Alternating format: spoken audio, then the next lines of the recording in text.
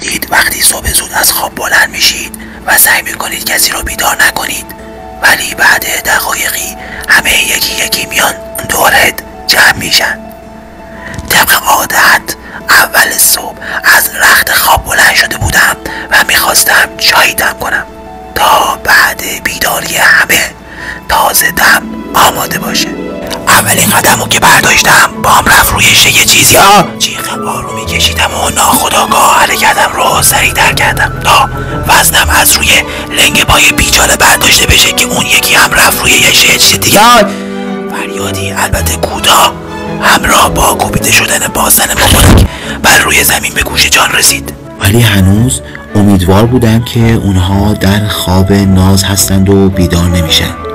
این بار دستم رو کورمال بر روی قالی کشیدم تا این اشیا رو از سر راه هم کنار ببرم. خلاصه به آشپزخانه رسیدم، زیر کتی رو روشن کردم، ولی همه چی صداش بیشتر شده بود. درب فریزر رو باز کردم تا چند تیکه نون بیرون بیارم. کشوی فریزر گیر کرده بود و به سختی بیرون کشیده شد و پر زحمتم بسته شد. مشغول کارهام بودم که برگشتم، لحظه‌ای برق وجودم رو گرفت. دختری با لباس خواب و موهای ریخته شده روی صورت و سر پایین جلوم ایستاده بود. بعد لحظه حالت مرگ و پرکشیدن روحم به خودم اومدم.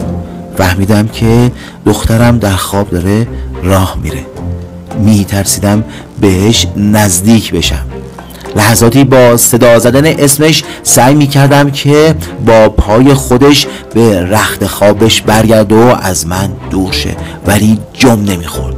خلاصه با شجاعت به آغوش کشیدمش و به جای خودش برگردوندم.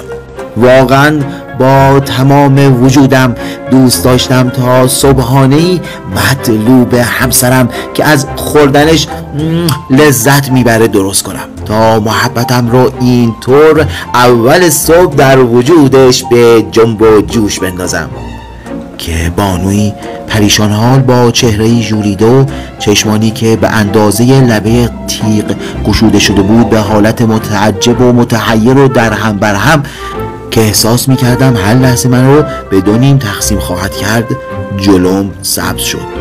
با صدایی که خط صبحگاهی مانع اون بود به آرامی گفتم هیچی نیست، تو بخواب، من دارم میرم دنبال کارم، اصلا اشتباه کردم، تو راحت باش، من مقصر این سر و صدا رو و کسی که چراغ رو روشن کرده رو به اشد مجازاتش میرسونم.